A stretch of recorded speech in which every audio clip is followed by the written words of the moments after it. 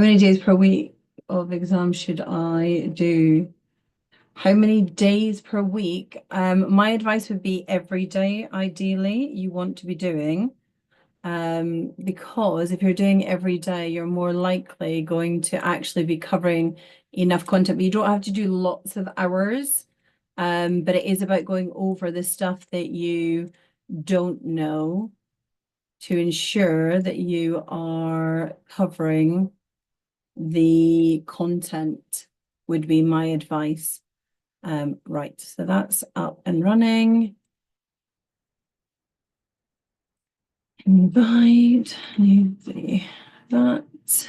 And then if I go over here,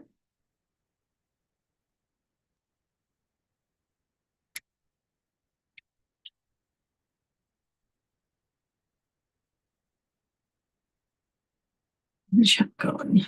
Chat is, oh, hi, Alex. Sorry, I'm just in the process of bringing in the Zoom link. There we go. Can you please do phloem unloading and loading? Of course I can. Okay, so if we are looking at the phloem unloading and loading, it's important that you think about the membrane structure as well. As you need to understand the apoplast pathway as well as the symplast pathway. Alex, tell me, how did you get on? I'm guessing you've had your results back. Hi, Andreas. Hi, hi, hi. Right, what am I looking for? I'm looking for the translocation content. Can you go through 2020 paper 1, question 1 and 16? Of course I can, Amna. Give me 1 second. Someone's just asked about translocation. And I just want to bring in a key thing. I do feel like translocation could potentially come up. So that's why I want to jump that in. They did a lot of transpiration last year. So I would say translocation could actually come up. Okay, so I got, wow, that's really good. That's amazing.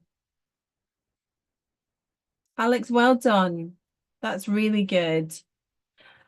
Andres, don't worry, you don't need to apologize. It's important that you are doing what works for you. There's not an expectation from me, just to be clear, but I'm glad to see you back. Okay, so looking at the translocation then, obviously you've got 2 pathways. So if we start with the fact that our source is our photosynthetic tissue, leaves and stems, anything which can do photosynthesis is going to be able to do the light-dependent reaction as well as the light-independent reaction. So therefore, it's going to be able to take that TP from the Calvin cycle and convert that TP to the glucose or the fructose, add the 2 together, you get your sucrose. So we know that the source is our photosynthetic tissue. We know with our symplast pathway, we're going all the way through, straight through that cytoplasm connection by those plasmodesmata. So that's one way in which you can do the movement of the sucrose to be loaded into the phloem sieve tube. So we're going to make its way through the plasmodesmata, all connected to the cytoplasm. So if we then look at the apoplast pathway, then that way we're looking at your cell wall and intercellular space. So when we look at the apoplast pathway, we need to, let me just bring this down here a sec. We need to think about our biological membranes, and we need to think about the fact that the membrane is obviously a phospholipid bilayer. Sucrose is a disaccharide. It's a non-reducing sugar. Therefore, because it's a non-reducing sugar, we know that it needs to be hydrolyzed down into the monomers. So therefore, if we're thinking about our plasma membrane content, our phospholipid bilayer. We've got a disaccharide, 2 monomers. It's a bigger molecule. It needs to be moved out.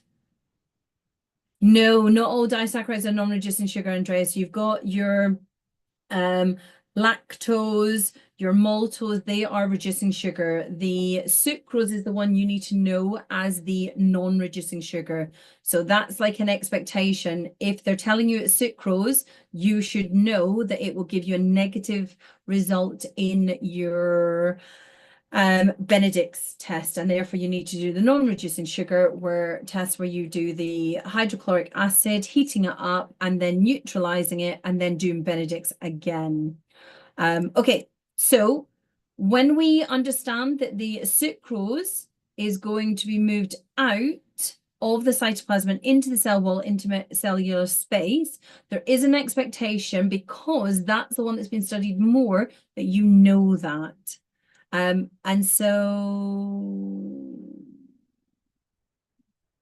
now you're asking me, no, Toshiba, I don't think it is for EdXLB. I don't believe that the non-reducing sugar is. I think the reducing sugar is for EdXLB, but I don't believe the non-reducing sugar is. But I'd need to double check that one. Although I teach it to a client, I haven't looked at that part specific. How can you tell from a diagram? Reducing and non-reducing sugar. You can't tell from a diagram. You just need to know that sucrose is your non-reducing sugar. The only other way you would know is that they give you a table of results where they've done a Benedict's test, they've got a negative result, they've done the non-reducing sugar test where they've used hydrochloric acid and the sodium hydroxide, and then what they would do is they would do the Benedict's again, you get a positive result. That's the other way in which you could note that it was a non-reducing sugar, because it had to be hydrolyzed down before it gave a positive result in the Benedict's test, would be what they would ask you about. Okay, so what do we need to know? Well, we need to know that for the apoplast pathway into the companion cell, hydrogen ions are pumped, actively pumped against the gradient. So because it's active transport, we need ATP. And then what we need to also understand is that what will happen is those hydrogen ions, because we've got them against the concentration gradient, are going to make their way back down the concentration gradient, just like you did when you looked at respiration and chemiosmosis. They're going to move down their concentration gradient. When they move down, they will bring along with it the sucrose, and that's through a co-transporter, because we're going into the companion cells. We need that co-transporter. Hey, Alex. And so then what you need to do is note that that loading, once you've gone through the apoplast pathway, get into the companion cell, it's then back to the symplast pathway, and it's going to be moved then through the symplast pathway, because water is going to move into the phloem sieve tube element, and that water moving in is because the sucrose being loaded has lowered that water potential inside the phloem. That's then going to result in this buildup of water. Now, water we know is incompressible.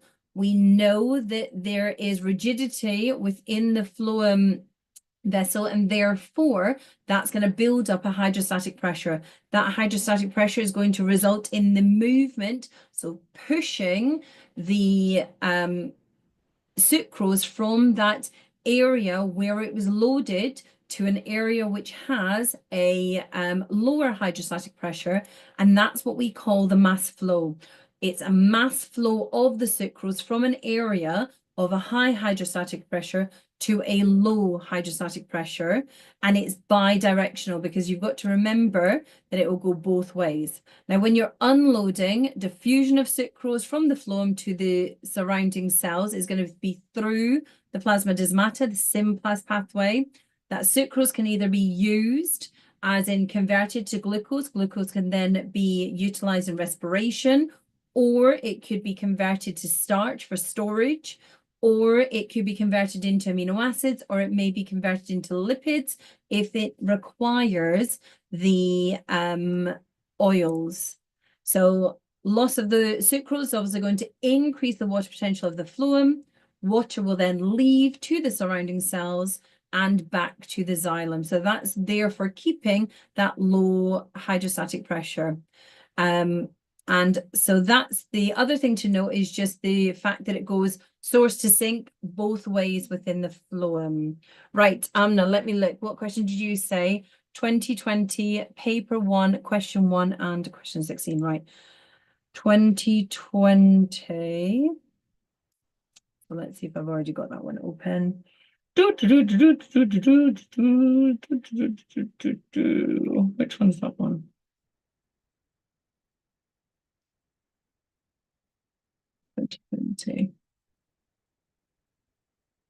Paper 1. Yes, I have. Right, let's go. Opened it in the wrong place though. Right, so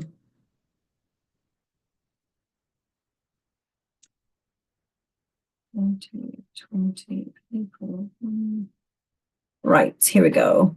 I want to share my different screen now. Right, so 2020 paper 1, you won question 1. Oh, this one here. And then question 16C. Wait, hold on, let me just go back. So in PMT predicted paper 1, and it had the diagram of disaccharide. I don't know how to tell if it's reducing or not. Okay, so if it's a disaccharide, you need to be able to identify if it's a glucose and fructose. Is there anything in the question that says it's a glucose and fructose? If it's glucose and fructose held together, you should know that that's the sucrose and therefore a non-reducing sugar. If it's glucose and glucose, that would therefore tell you that it is maltose and that is a reducing sugar. And if it's galactose and glucose, that would tell you that that is lactose and that is a reducing sugar. So the key thing is that in the question, does it tell you anywhere, Andreas, that it is a glucose and fructose? What grade do you reckon it'll be? They said it would align with grade notes. It is about 73%. You're looking at 8 and a star with regards to that paper. It depends how they've pulled them together. Yeah, it really depends which one that they're going to do. It's not saying that, but one is a hexose sugar and the other is a pentose sugar. Ooh, interesting. So they've got, oh, hold on. It's a disaccharide. No, so it's shaped, hold on, it's shaped like a pentose sugar. Are you sure that it doesn't have, that would be the fructose. Hold on. Now you've asked this question, I'm going to have to find it. I haven't forgot about your one. Give me 1 second. I will come to that question. What am I doing here? I'm looking for a specific one. So they've just given you a picture. One is pentose shaped, one is, so yeah, if it's got the pentose one, then that would be, so hold on, I'm going to bring this one across. That's quite harsh of them. So if PMT have predicted that, what they're therefore making the assumption is that they're going to ask that sort of question. I can see why they might ask that question linked to the translocation, actually. So if you're looking at this one here, so Amna, if you look here, glucose and fructose, does it look like that? Because the glucose and glucose you can see because you've got two hexos held together, and with the galactose and glucose being held together, you can also see that one because of it. Carbon number 1, you have your hydroxyl group the wrong way around. So that therefore tells you the That one on the right. There you go. It's not mean. So there must be some, I mean, I haven't seen the paper, but there must be something in that stem of the question which would have given you a hint that that was sucrose. So if they're going to do it in the actual exam, and you've got to remember this, when OCR do the actual exam, they won't trip you up like that. They will give you hints, but as we are practicing or we're predicting papers or we're building papers for you, like PMT are doing, what they'll be doing is they're trying to figure out what they will actually give you. So they don't know for sure. They can only make an assumption, and that's why. So I hope that's helpful. Right.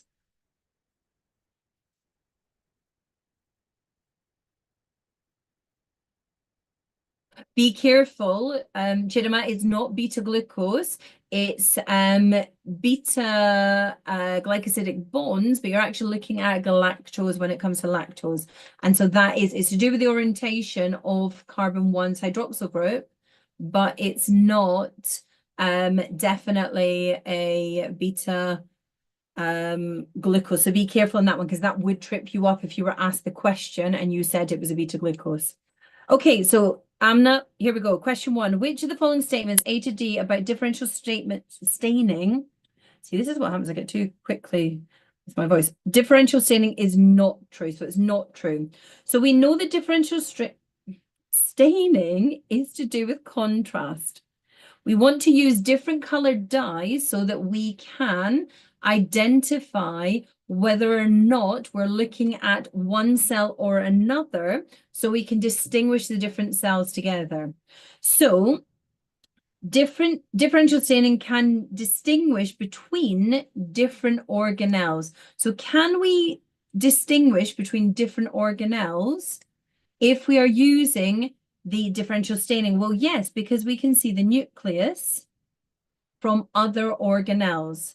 So therefore, that tells us that that one, differential staining, can distinguish between different organelles. Yes, it can, but therefore it's not correct for this question. Then we've got differential staining can distinguish between types of cells. Yes, it can. Therefore, it's not correct for this question. Differential staining can distinguish between types of organisms. Yes, it can distinguish between types of organisms, so it's not correct. Differential staining is a common feature. Well, no, electron microscopes are to do with the electrons, and therefore we're using a vacuum.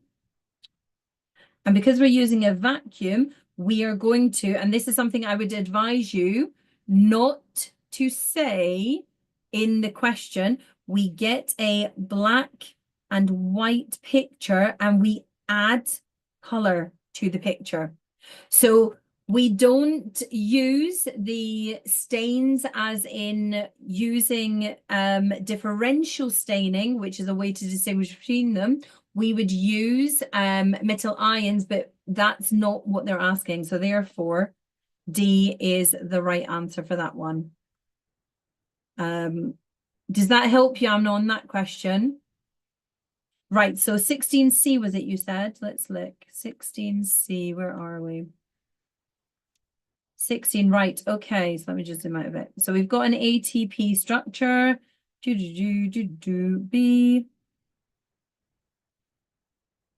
C. Okay, so what have we got here? What are they telling us in the question?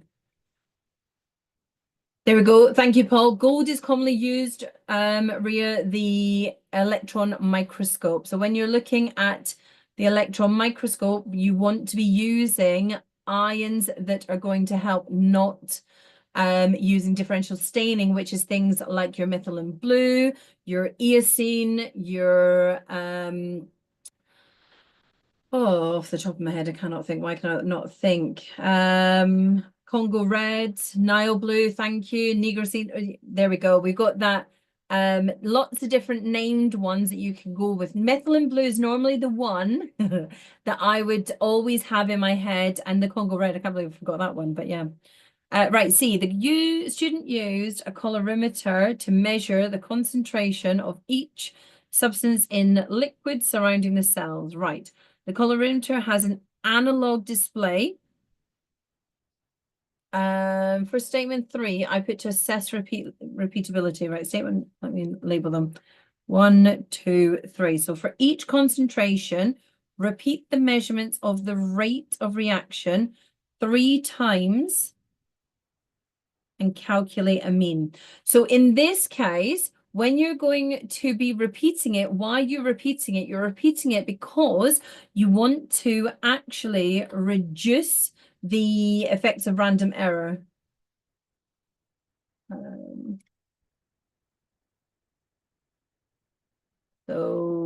But the answer says, why does it say reduce? Okay, so when we talk about assessing the reproducibility, or did you say repeatability? Hold on, where are we going? Where's your answer? What's assessing repeatability? What's about repeatability is about being able to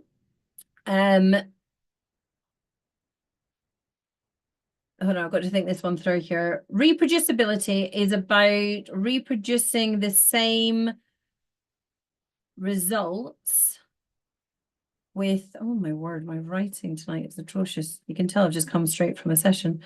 Results from the same method. So if you're going to use the same method, you are therefore going to reproduce the results from using exactly the same method. Now, when you look at the information they give you, hold on, I want to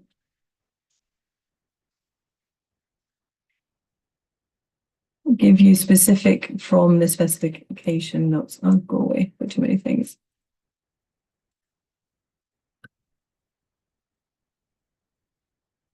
Maybe there, maybe there, maybe there.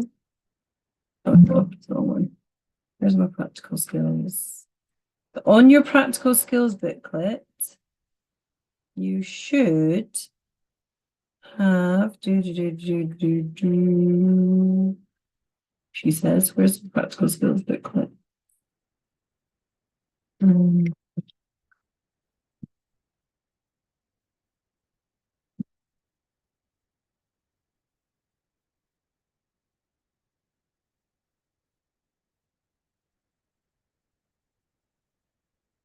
Oh, practical skills. What's doing here? Go away.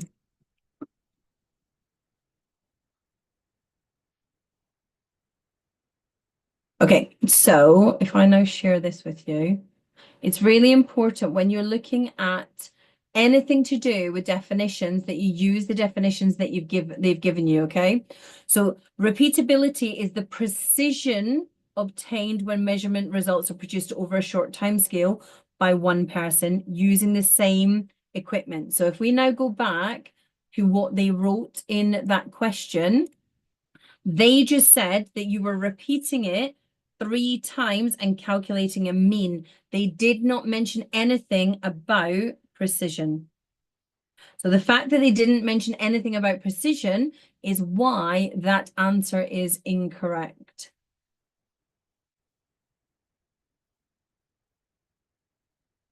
Does that make sense?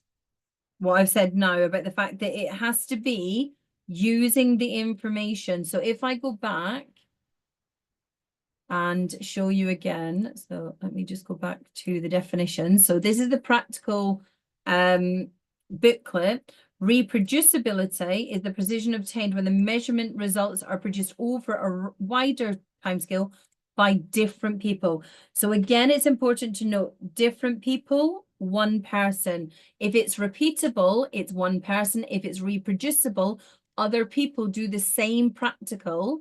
And because they've done the same practical, they are therefore same method, different people. Whereas this one is about the precision and it's to do with the same person. Perfect. Okay. What was the next question? Someone else asked me for, I'm trying to keep on top of all these chats now. Could you please go through question 19C? Same paper, Amna? Are you wanting the same paper? No, paper two. Right, okay, let me have a look. Paper two. Paper two, 2020. Absolutely time for cloning of me. I try my best to do as much as I can for the students, especially with the papers coming so thick and fast right now. Right, let's have a look. 2020, what question did you say? 2020 paper two. Question 19C. What are we at? 18. Oh, 19B, 19. Gotta love a question like this. Okay. Do you like this question? Right, hold on. What happens if we don't finish the required practicals by the OCR deadline? That skill, we still have one peg left to do, which is the microbiology one, and we just finished the patterns of inheritance. I believe you've got until the 17th. Technically, you've got until the 17th. 17th of the May to get it done. If your school are falling behind, your school will have to request from OCR a little bit of an extension. So that will be done through the school if they have gone too late. But that again is all down to the school and connecting with OCR. Amna's right in what she's saying. Basically, if you don't do all the PAGs, which is the requirement of the course, which is 12 practicals, then there will be that you won't get your endorsement. But as a school, I would be surprised that they won't get it in by the deadline. I would be very surprised on that one. Oh, where's it gone? That's fine. It's fine if they're using OCRB questions. The only difference is that they will just be worded slightly different, but the content's the same. So don't stress out about that. It's just them trying to find questions that you haven't seen.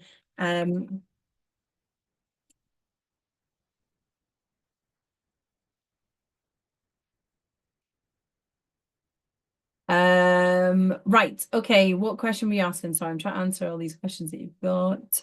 Oh, we're doing this one. Right. If we look at this question, then what we can see is they've given us lots of information.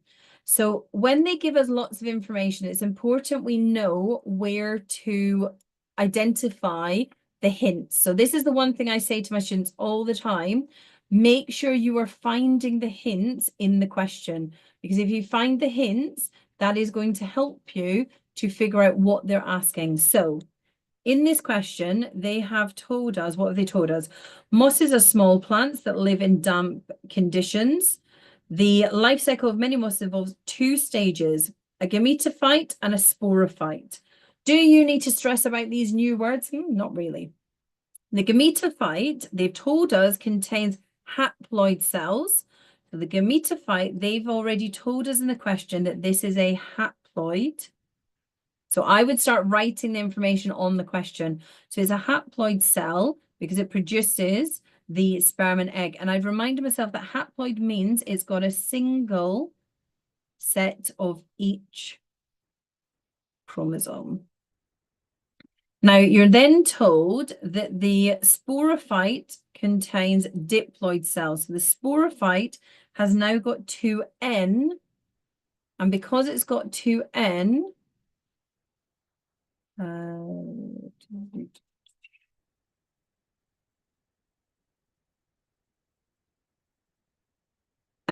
because it's got 2N, so the haploid cell's got a single set, the diploid cell is 2N. Because it's diploid, we're therefore knowing that it's got two sets of each chromosome. Okay, so now what they're telling us, it can produce spores. It's producing spores. Those spores are easily spread through the air. Absolutely. The spores will germinate and grow into gametophytes. Right. So what we then need to look at is the zygote grows into the sporophyte by mitosis. So the zygote is obviously coming from my haploid gametophytes, which are going to produce the sperm and the egg. Now, the sperm and egg coming together is going to give us our diploid cell. Because it's a diploid cell, that will therefore result in the sporophyte being produced through mitosis, through the process of genetically identical daughter cells through that nuclear division. So you're told that the haploid gametophyte has 28 chromosomes. So again, they're giving you bits of information here. So the haploid has 28 chromosomes. You know that therefore diploid is 2 times the 28. So if we know the diploid is 2 times the 28 because it's 2n and the haploid was n, why do I do times 2 again? So we've got 28 times 2, which will give us our 54. Now we need to times that by 2 because of DNA replication. You're absolutely right. If we're going to replicate, 56, thank you, Paul. That's because I'm just doing it quickly. 56 times 2, we're going to do DNA replication. That's going to give us 112 because of DNA replication. However, let's just be careful on this one. It does say a single DNA molecule contains 2 strands. Calculate the number of strands of DNA present in the nucleus of the zygote immediately before mitosis. So before they've been separated. So we therefore need to times that by 2 because there is 2 strands for every single DNA molecule. And that therefore will give us 224. Right. Was that the only question that you wanted on this paper, or was there one more? I can't remember now. It's too many things. 22A and 30. Oh, 13. Hold on. Let's go up to 13 and I'll come back down to 22A. 13. Oh, gotta love the nitrogen cycle. Why do I times it by 2 twice? Okay, so hold on. Let me just confirm this one. So the first was DNA replication. The second, you are times it by 2 again because there are 2 strands per chromosome. So the first times 2 is because you're going to replicate it. DNA replication. So if I start with 1 chromosome, I know through DNA replication, I now have 2, but held together by this centromere. So this is obviously a very basic diagram. Here is my double helix in my chromosome. Now what I've got is I've got 2 of these, which are held together by a centromere. So the DNA needs to double to give you the sister chromatids. Those sister chromatids are held together by the centromere. So we had a diploid cell, so 28 times 2 because we had the diploid cell. Then we have DNA replication that's occurred to the diploid cell. So my 56 has now become 112. And then I know that every single one strand has, every single one chromosome has 2 strands. So that's why I'm timesing it by the 2 again.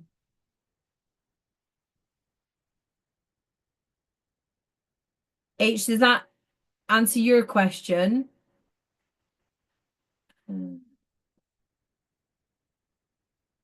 Yes. So S phase, during interphase, you've obviously got G1, S, G2.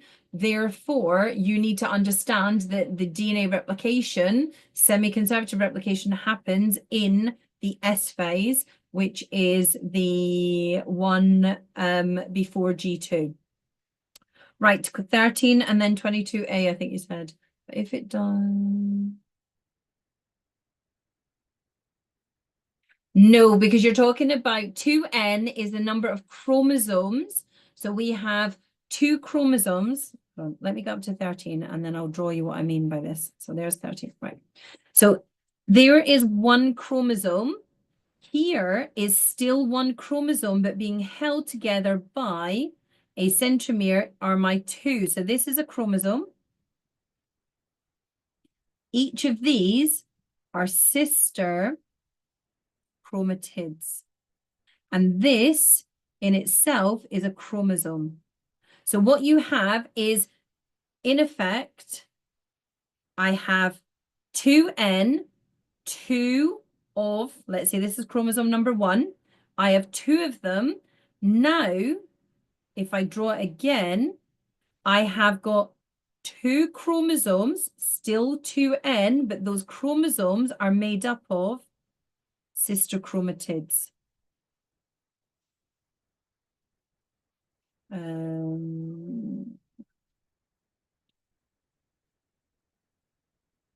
You're welcome. Don't get why it's any of them because the only one I know being anaerobic is denitrification. Right. Okay. So let's just look at what it's told us. It's important whenever you're looking at these questions that you eliminate wrong answers and why they're wrong. So when we look at this, what we've got is the nitrogen cycle involves a range of reactions and microorganisms. Right. Which ones usually occur under anaerobic conditions? Okay. So first things first, we need to understand what we're talking about. So conversion of amino acids to ammonium compounds. So the conversion of amino acids to ammonium compounds, what we're talking about is first I was about to write the wrong word there. Let's try that again. Deamination, because we are going to remove the amine group, and removing the amine group, the NH2 is then going to be used to produce ammonia. So that's the first one, deamination, NH2 to NH3, conversion of amino acids to ammonia compounds that occurs in the liver. Well, we know the liver is going to have lots of oxygen, and therefore, because it's got lots of oxygen, is that going to be under anaerobic conditions? Well, no, this is just to do with the fact that you need the enzymes that will break it down. So conversion of urea to ammonium compounds. So this is going to be occurring by the, so it's urea, so we've got decomposers. Now the decomposers are going to be doing the breaking down, releasing enzymes. They're releasing enzymes that are going to break down the urea and convert it into these ammonium compounds. They're going to be producing our ammonium ions. Or, Andreas, yes, ammonification is the other thing we want to be talking about. Now, nitrification is obviously when we talk about our NH4 going to be converted into our NO2 minus, which then gets converted into our NO3 minus. So we've got our nitrite and then our nitrate is going to occur. Well, we've added in the oxygen here. So therefore, that is going to be done with the aerobic, because it needs oxygen present for the oxidation reaction. So then we've got nitrogen fixation. So nitrogen fixation is where we're going to take the N2 and add in our hydrogens to produce our NH3, NH3 ammonium, not ammonia, not ammonium ion. So make sure you use the right wording here. Ammonia, not ammonium ion, because the NH4 plus is the ammonium ion. Does that help? Yeah. Obviously, we need 2 of those. So therefore we need 3. So 6 of those. Perfect. What was the other question? Oh yeah, it is diatomic. You are absolutely right. So we do need 3. Ah, see, my brain and my muscles are just not connecting. 3 H2s. 22A, right. 22A, 22A. The other thing as well, actually, it's an interesting one. As I do this, as I'm writing things down, in my head, I'm writing the right things, but obviously I'm not. I'm writing the wrong things. And if I didn't double check this, then I would lose marking points because I hadn't double checked that I'd written what I thought I'd written, or hadn't double checked that I was actually putting the right science down. Now, I'm obviously tired. I have been teaching all day and did my sessions tonight before coming on here. Still need to send the resources. But Sylvia, yes, I am going through a paper. I'm on my YouTube channel if you want to come and join me. But yeah, so you're always going to make mistakes. And it's about taking the time, like I'm trying to rush through to get as much done for you. It's taking the time to actually be able to really focus on what you've written and double checking it. And also being aware that you will make mistakes and that's okay because you'll learn from them. You won't make them again. Right, let's have a look. You are asking for 2. Which letter or letters indicate cells or structures that act as a physical barrier to the entry of pathogens? So a physical barrier means that they're not getting into the body. So if they're being a physical barrier, we're stopping them from entering to be able to get to the cells. So if we're looking at something that's not able to get to the cells, we want a way of preventing it. So therefore, what have we got? Antigen-presenting cells. So this isn't a physical barrier, so it's not that one. Erythrocytes is my red blood cell, it's not that. Goblet cells, no, they produce the mucus. Oh my word. Mucus. Then you have lymphocytes. Well, lymphocytes are my cells inside. They are going to be my T and my B cells. It's not them. Lysosomes are your enzyme containing vesicles. Mucous membranes is a tissue that is made up of my goblet and ciliated epithelial. Neutrophils are my phagocytes. My phagosome is my pathogen in a vesicle. Platelets are for blood clotting. And skin is for, what is the skin for? It's the physical barrier, basically. A physical barrier. Okay, so which letters or letters indicate cells or structures that act as a physical barrier to the entry of pathogens? Well, skin obviously is definitely there because the skin is a physical barrier. Then if it's about not getting into the body, then why are goblet cells credited for part 1? Because isn't the pathogen already inside the body? Right, hold on. Which letters or letters indicate cells or structures involving preventing the entry of preventing the entry of the pathogens into the body? That's preventing it into, and this is the way they've said the wording, into the bloodstream. So when you are talking about the prevention into the body, i.e. the bloodstream and then into the circulation, whereas this one is saying a physical barrier to the pathogen. So the goblet cell is necessary for producing the mucus that would then be moved around through the ciliated epithelial cells up and out. But mucous membranes are also in, for example, like your stomach. So the mucous membranes in your stomach prevent the stomach acid from actually causing harm on the lining of the stomach. And therefore, it's not just about the mucous membrane that you're thinking about in your trachea. Mucous membranes are in lots of different places. So they're in your stomach, they're in your genital area. So because of that, that mucous membrane is about the production of mucus through the tissue. It's not a physical barrier. So that's the reason there. And I would also be a physical barrier because the blood clot is going to make the scab.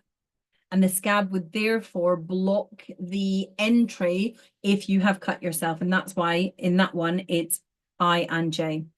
Question 5 on 2021. Yep, give me a second. So, right. And then I will probably finish on this question. So what are we doing? Question 5, hold on, 2020. Oh, paper 1. Hold on, I was in paper 2 there. That's not the one you wanted. You wanted paper 1. Paper 1, 2021. No, I did the wrong thing. I'm getting tired. Open with this. Right, question 5. Oh, I love this question. I love all the hard questions. And the reason I love the hard questions is because the fact that they're hard means you have to think your way through it. You have to figure it out. And so you're picking the hard questions, which means that you are taking the time, you're thinking about it. So this is a great question. You hate it. I know, to be honest, before I understood it, I hated it because I was like, oh, let me think this one through. Right. So again, it's about finding the information. So you are told the figure shows the metabolic pathways leading to the synthesis of these 5 amino acids. You've got enzyme 1, enzyme 2, enzyme 3, enzyme 6, 4, 5, 7, and 8. So each of these enzymes are necessary. So key thing to remember, if I have A and I want A to become B, B to become C, C to become D, I've got an enzyme number 1, enzyme number 2, enzyme number 3. So what have I got?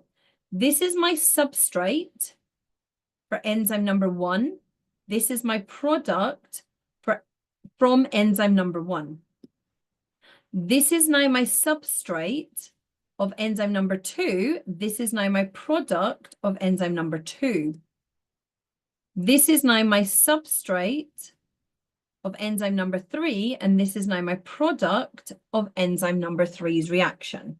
So when you see a question like this, what is really checking is, do you understand what that means?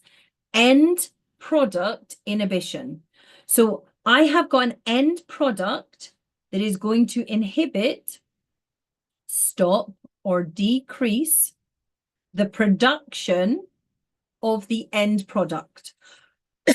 So this is a molecule that is going to bind to the allosteric site. When it binds the allosteric site, it's going to change the active site on the enzyme, therefore decreasing its ability to bond with the substrate and therefore reducing the production of itself. So if we had D is our end product,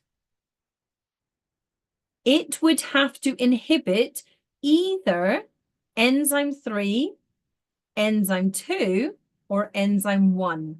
It's the end product that's inhibiting the production of itself. So let's look at the first one. So A says aspartate, so where is that? Here, is going to inhibit enzyme 3 and 4. So this is going to inhibit that. Well, it can't. It's the substrate. So because it's the substrate for enzyme 3, this is the product, we can say that definitely A is not correct. Let's look at the next one. So isoleucine inhibits enzyme 7. So isoleucine is going to inhibit enzyme 7. Well, if it inhibits enzyme 7, it's not going to affect the production of itself. So therefore, it cannot be the B. Let's look at the next one. Lysine inhibits enzyme 1. So if it inhibits enzyme 1, we can still get the product through enzyme 2. So it can inhibit enzyme 1, but we can still get aspartate from oxaloacetate if enzyme 2 is still able to work. So therefore, it's saying it also inhibits enzyme 6. Therefore, no more of this is going to be produced if it is inhibiting enzyme 6.